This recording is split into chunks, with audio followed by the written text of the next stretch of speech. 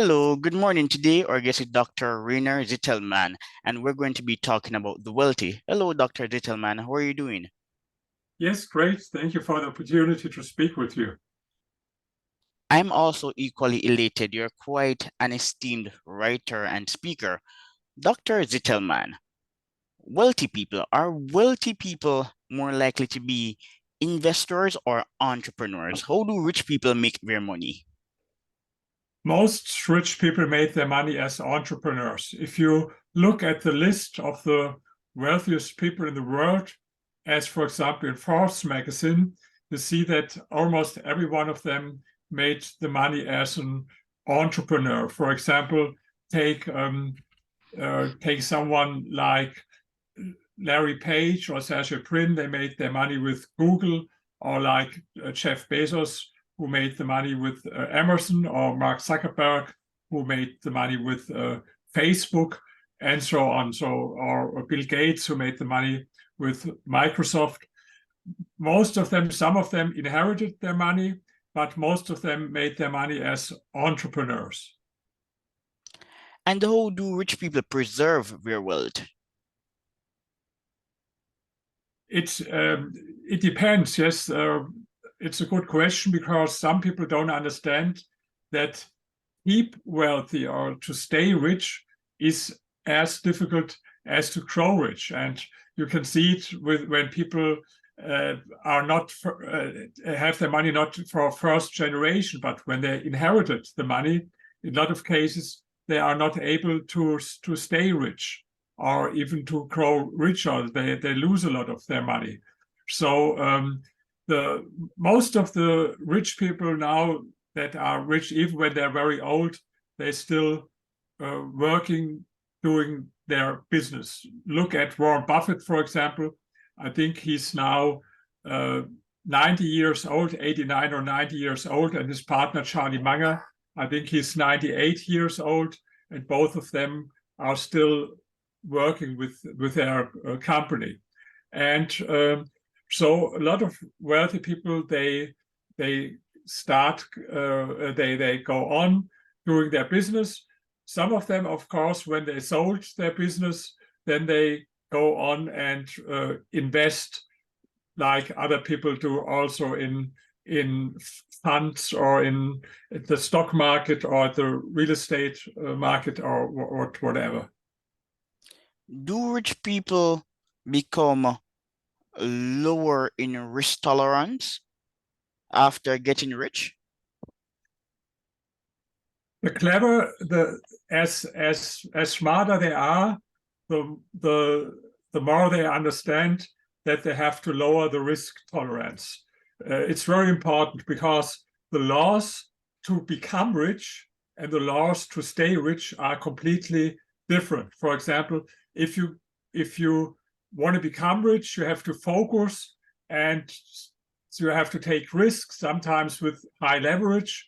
This is in the phase when you become rich. But then if you are rich and you want to keep your money, then you have to change your attitude. You have to have lower risk, what means more diversification, and what means no leverage or lower leverage. And some people understand, but some do not, because they became rich in a way, and then they don't understand that they have to change their attitude totally. They are used to do things over decades, all of their life, and then even they go on doing this, even if they would have to change it. And this is, of course, risky.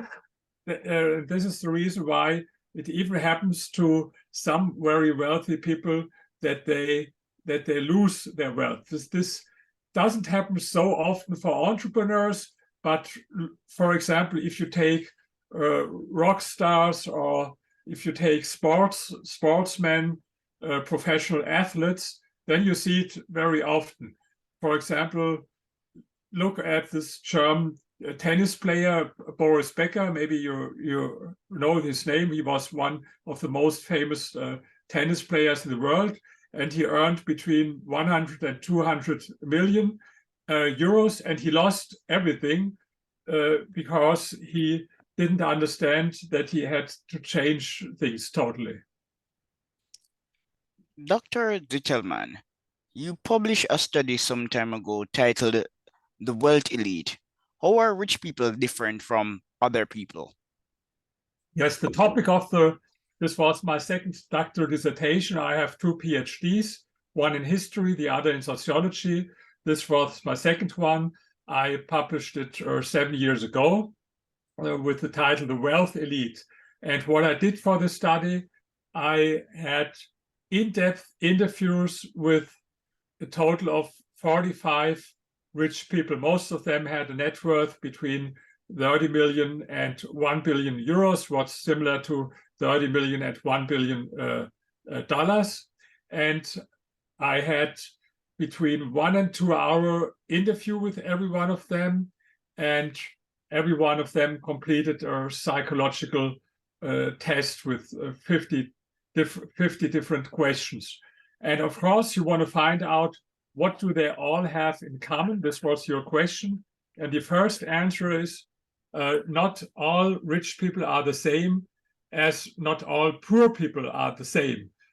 You can find different personalities between different poor people, and so it's with rich people.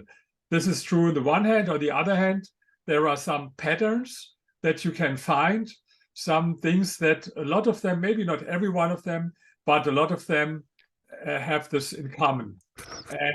And one thing maybe to mention this, there are a lot, we can speak about more of this, but one thing is that they are very often nonconformists, so it means they like to swim against the tide, to swim against the stream. And I think it's logical, if you do the things in the same way as everyone else, you can't become super rich. You have to act different, and to act different, you have to think different.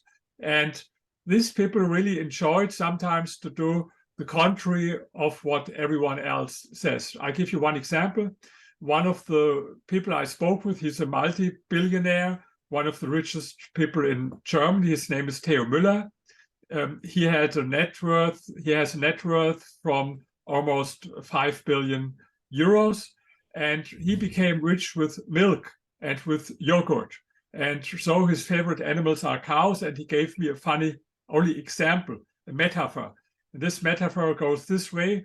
There's a herd of cows walking along a path, and on the left side, there's a very green and lush field.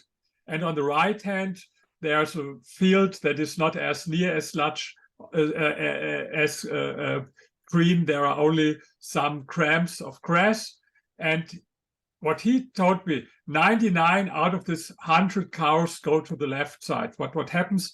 The grass is eaten very quickly, and the one cow goes to the right side, and this cow eats and eats and eats while the others have eaten everything on the left hand. This is only a metaphor, but I can tell you another story about nonconformism. This is a friend of mine, Jim Rogers. He was hedge fund manager, and he managed the quantum fund together with George Soros in the 80s. And his fund gained 4,200% in the same time when the S&P index in the United States increased only by 47%. And he told me the story. He lived in New York, in Manhattan at this time, and he had a fancy dinner with investors, bankers. Everyone was much older. He was very young at this time.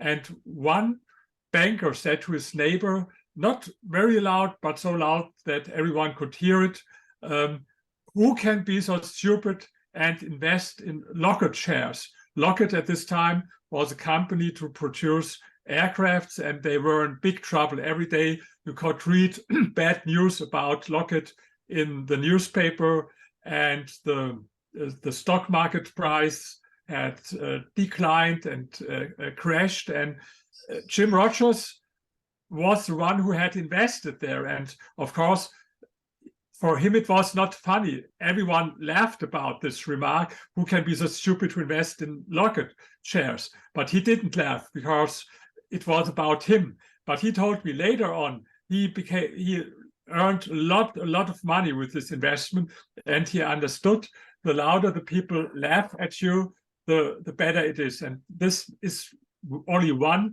of the personality traits, or what a lot of wealthy people have in common, that they love to swim against the stream and to do things different than everyone else.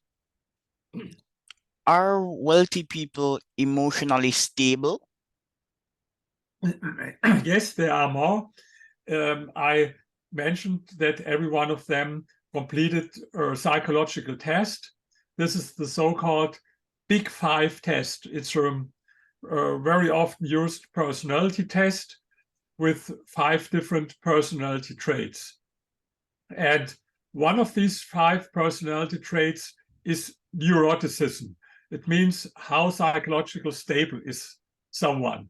And one of the results, if you compare the result from this test for the rich people and for people who are not rich, is that rich people are less neurotic. So that means that they are much more psychologically stable than other people. And for example, this is important because it helps them even to survive crisis and difficult situations, because no one has only ever success, even if you're a multi-billionaire, even if you're someone, for example, take in history Rockefeller, who was once the richest man on earth.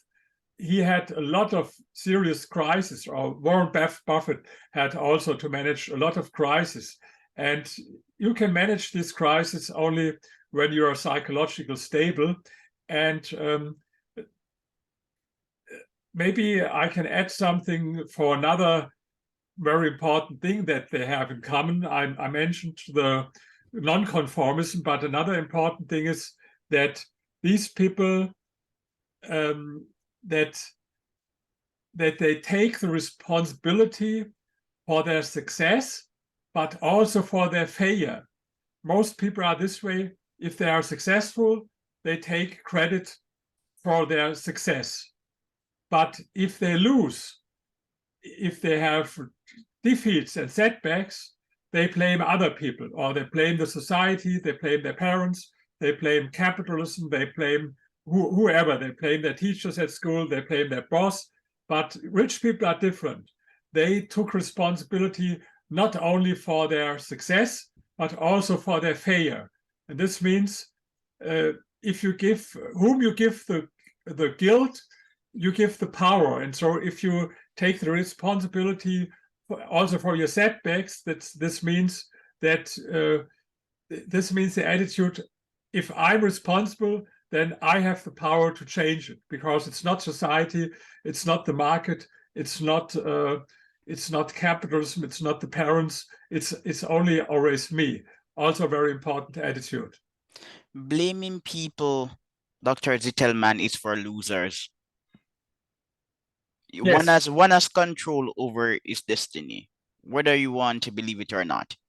And if you are a religious person, like a Christian, for example, you should hold dearly to this position. Only you can change your future.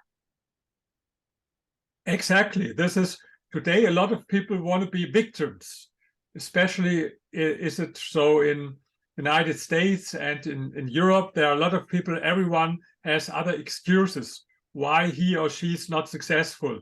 For example, you are black, and maybe you could say, oh, I'm black, so I had no possibility to be successful. Another one says, I'm too young or too old, or I'm a woman, or I'm gay, or I'm disabled, or there are so many excuses, but this doesn't help you. I think there are so many examples of people who become successful in spite of very difficult circumstances. I don't mean only in business, but I wrote another book. Unfortunately, it's not translated in English. This book is about disabled people who are very successful. I give you one example. I tell you now a story about one person. He was born in the United States in 1930, and he was black, what was much a bigger problem as it is today in the United States. He was black, and he was very poor. He was born in one of the poorest families out of his hometown. He never met his father, and his mother died when she was 31 years old. His brother died when his brother was 6 years old.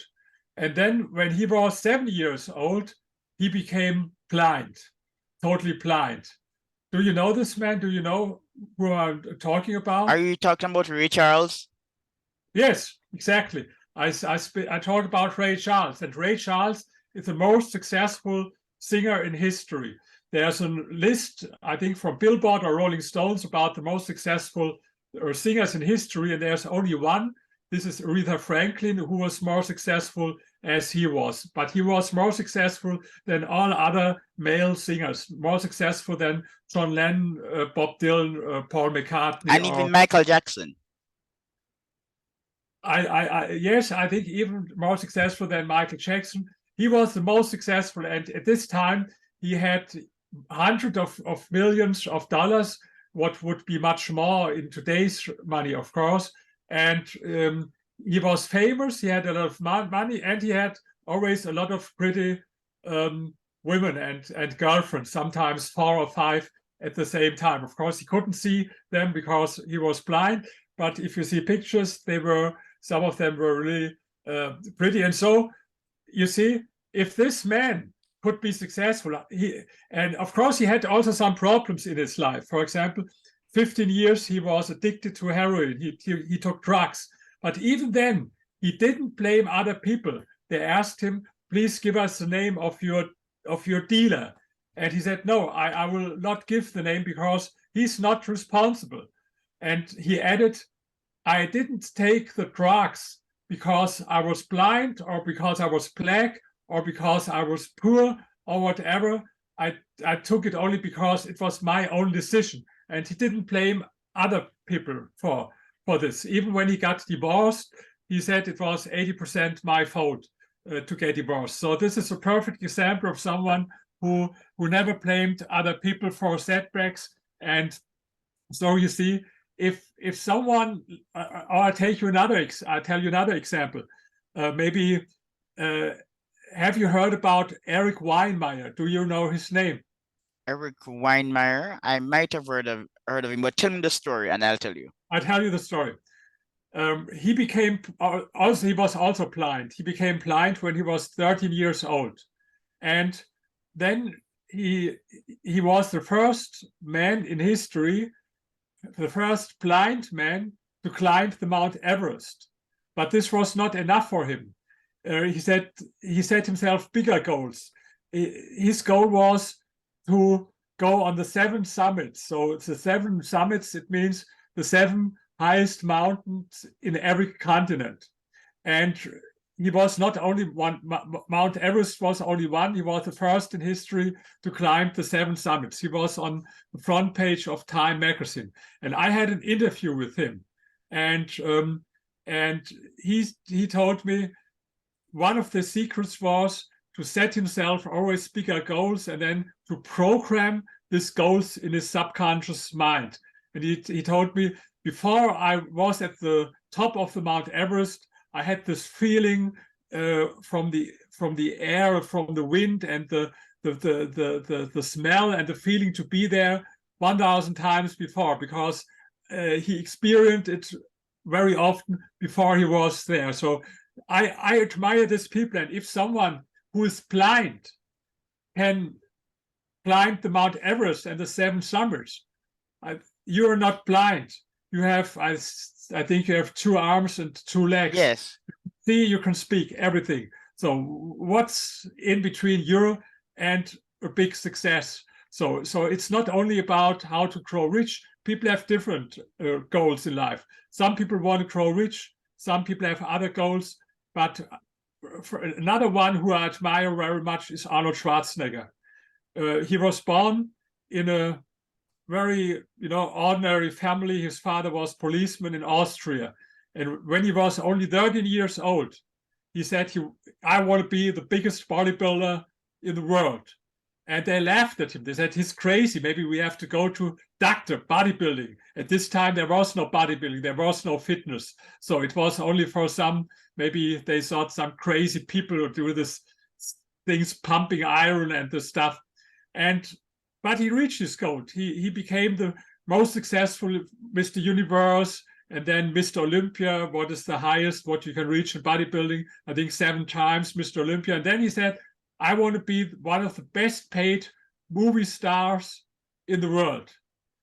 And people laughed at him. They said, it's not possible. First, you come from Europe. Tell me another example. There are only very few, almost no one who came from Europe and became so successful. The next, you have this strange accent from Austria. People can't understand you with your accent. And the next thing, your name, no one can pronounce your name. What does it mean? Arnold Schwarzenegger or whatever. No one can understand your name. And then you have this strange body. No one wanted to see people with a body like yours. It was in the 50s, maybe, with Hercules movies. But today we want people like Dustin Hoffman, totally different type. People don't want to see people with this muscle.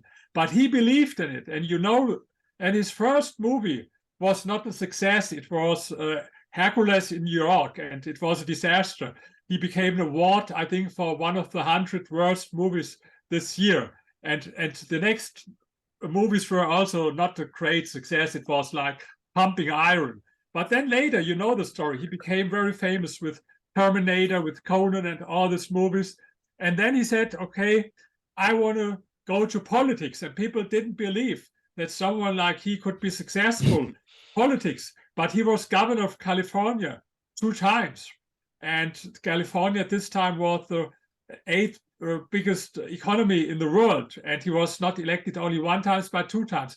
And in the meantime, he earned hundreds and hundreds of millions. He was also in the real estate business, what a lot of people don't know. He earned a lot of money in the real estate business. So you see, these are incredible stories. I could go on and on. You know, Oprah Winfrey, I think her net worth is some 3 billion. She was the first black self-made billionaire in the world with 3 billion. She Well, came sir, from first self-made black billionaire, isn't that the guy who founded BET? People usually don't remember him. but I think she was Yeah. the first female black Yes, billionaire, yes, yes. female.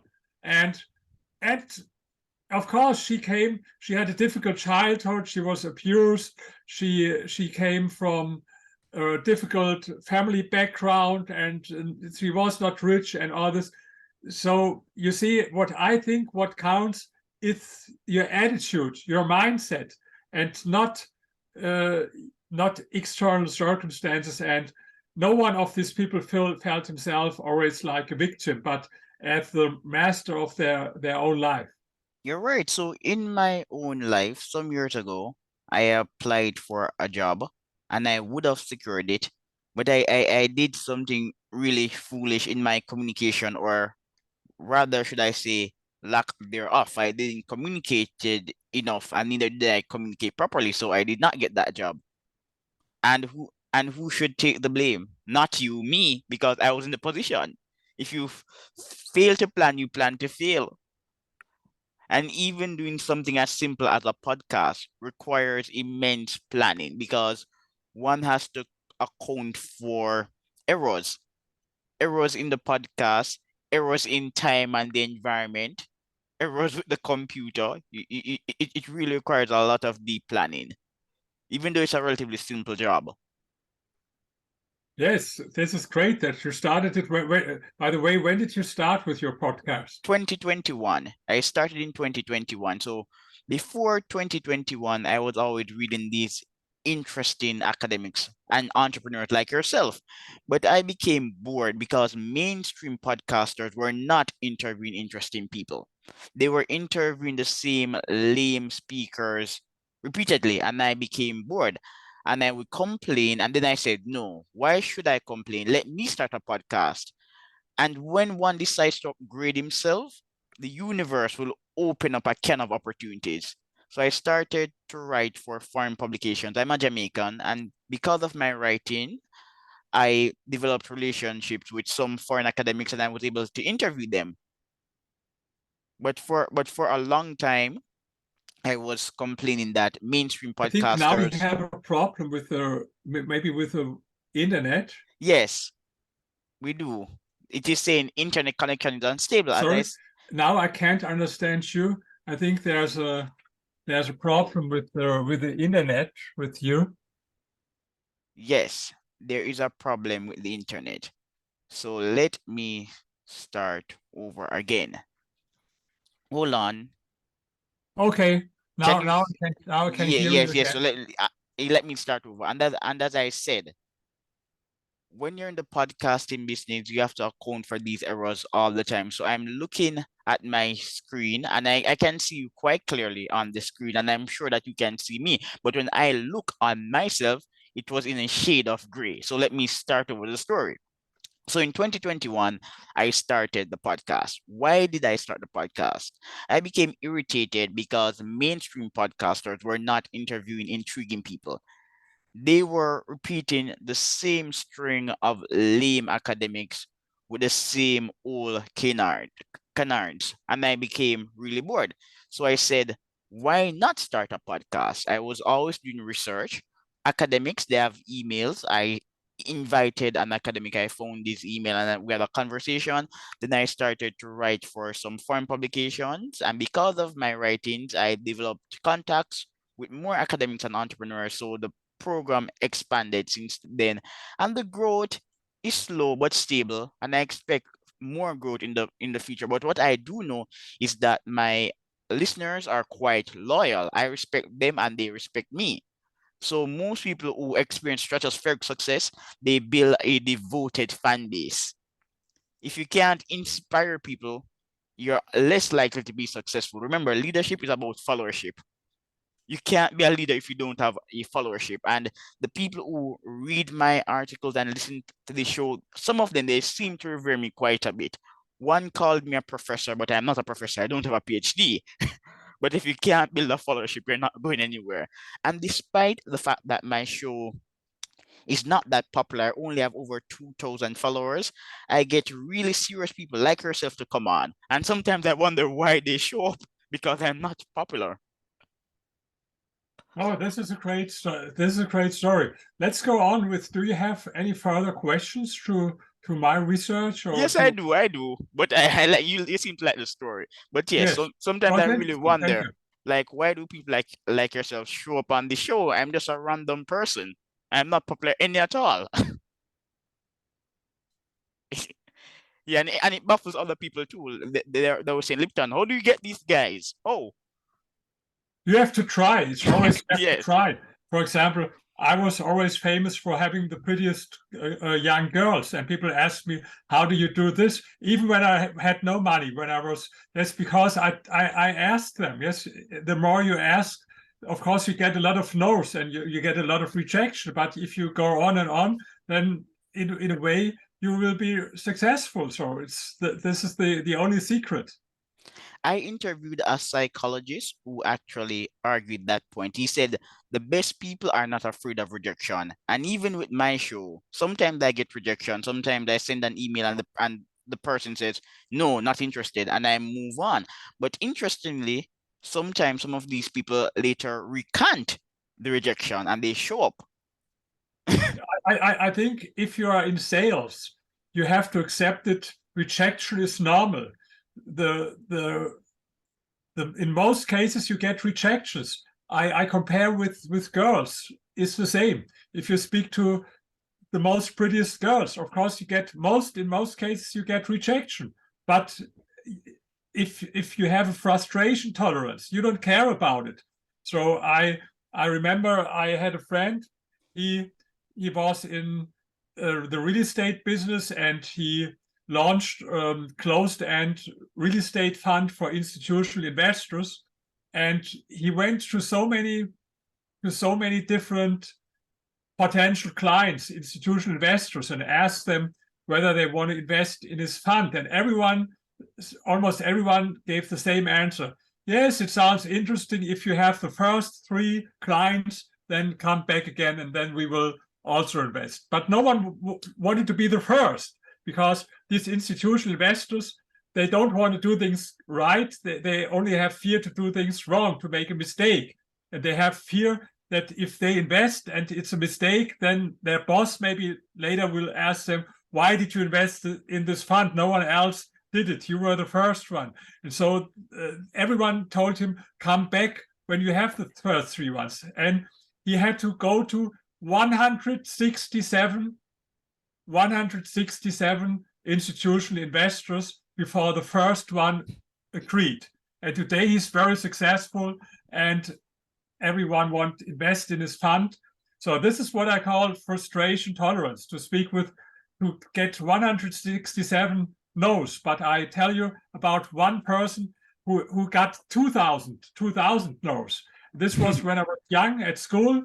I was at school and there was one, we were young, like 16 years old or 17 years old. And there was one in our class, he was new.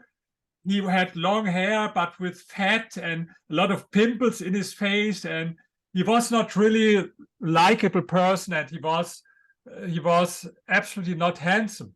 But then I saw, before school started, in the pause, in the rest time after school, he always talked to girls again and again, all over the day. He approached to girls and invited her to drink and so. And then after a couple of months, he had a girlfriend. She looked not bad. He had a girlfriend. And then I asked him, oh, I saw you spoke to a lot of girls before you got this. Do you have an idea to how many you spoke? And I said, no, it's not that I have an idea. I made a list, so yes, for everyone. And so I know exactly. And the number was almost 2,000. So it means he got almost 2,000 no's from girls who rejected him. But in the end, there was one who was his girlfriend. I think this attitude is very important, especially for sales. And for example, the same if you want to meet famous people. I spoke about Jim Rogers, this big investor. By the way, if you Google him, he's 2 times in the Guinness Book of Records because he was the first person to travel to only with his motorbike in 3 years through 120 countries. And then the next time with his car in more than 100 countries. So he's 2 times in the Guinness Book of Records. And he wrote books like, for example, Investment Biker is a great book. And then how did I meet him? I was in vacation in Indonesia at this island, Bali, and I read his new book and I saw that he lives in Singapore now. Before he lived in Manhattan in New York. And I went to my laptop and looked for his email address. I didn't know him before, and I sent him an email with the message, I'm here in Bali and you're in Singapore, and next week I'm in Singapore and I want to invite you to dinner. And I didn't expect that he said yes, but I think, okay, give it a try. It's only 1 minute to write such an email. You can lose nothing. But he answered, yes, of course, we can meet. I invite you. Come next week to Singapore. If you are in Singapore, let me know, and I will invite you for dinner. Next time I met him again, and now half a year ago I met him again in Las Vegas. So it means you have to do it. You have to try it. And if someone says no, you have to accept it as normal. To get more no's than yes. And I think this is the same way as you do it. You ask a lot of people, and some people say no, maybe more people say no. And the higher you go, for example, if you would ask Warren Buffett for an interview or Jeff Bezos, I think it's very unlikely that you get it. Yes. But if you try, you don't have to lose anything. It's only one email for a minute. You can't lose something. And this is the same what I told you when I speak, for example, I see on the street or in a shopping center a very extreme, beautiful woman, and I speak to her. What can I lose? Nothing. Nothing bad happens if you speak to her in a respectful way, not with some crazy stuff, but in a respectful, polite way. Like excuse me, I saw you there. May I invite you to coffee? The worst thing that can happen, she says, no, I have no time. I'm married. You're too old, whatever. But in the best thing, a lot of great things can happen. And now I ask you, if there is something where you can lose nothing and win a lot, why not do it? If I would tell Exactly. you about an investment where you can lose 0 and win 1 million, would you do this investment or not? Everyone would do this investment. So I asked people, why are you not speaking to this pretty woman on the street? Because you can lose nothing. Nothing bad happens. No one will slap you. No one will. It never happened to me. The worst thing that can happen, that someone is a little bit unfriendly, a little bit, okay. And you There, can manage impertinence. You can manage rude people. So when I was a university student, every now and then I would meet random girls, and it was actually quite easy. You just need a plan, and you need to read your environment and read other people. And even when people say no, if they respect you enough in the future, they will eventually say yes. Usually they do. yeah. So, and I think what we talked about, I call it frustration tolerance. This is important. And the other thing, what also this successful people I interviewed for my book, they were great salesmen and they liked to turn a no in a yes. And this is, you can even exercise this. People who listen to us, exercise it. If someone says no next time, try to turn the no in a yes. You can start with, Like me, that's what I'm trying to do now because I have a startup. And as you know, it's hard to raise funding, especially when the idea is novel. So this side, I won't divulge a lot on the show, but the idea is actually novel. So people who understand finance, and I've been speaking with some prospective investors, and they understand finance really well, but they keep asking me, how does this program work? And I say, well, it's a simple idea. So I guess I need to just up the communication skills, maybe write a shorter document. I'm going to do something to upgrade how the product is being marketed. Because yes, you're not going to invest, you're not going to invest in what you don't understand. I think it's the same way also always, and you can try it with simple things. For example, sometimes I'm in a restaurant and I like to eat omelet, and then I ask, "May I order omelet?" They said, "Look here on our menu, it's not there. We don't have omelet." Then I ask, "Do you have eggs in your kitchen?" "Yes, we have." "Do you have a pan?" "Yes, we have." "Why you can't make an omelet for me?" And then I discuss, and then she, "Okay, I have to ask the chef here." And in the end, not every time, but in a lot of cases, I get my omelet. Yes. Then, and you You can don't know try if it you with. don't ask. So, Dr. Zitelmann, I'm going to wrap up this interview and send you another link because, as I said, the Zoom we can only speak for like 40 minutes. I'm going to wrap it up close and send another link so we can continue the conversation. Okay, I have not much longer time, Not a but we problem. can Yeah, it's okay. 10 minutes or for so. 10 minutes or so. Okay,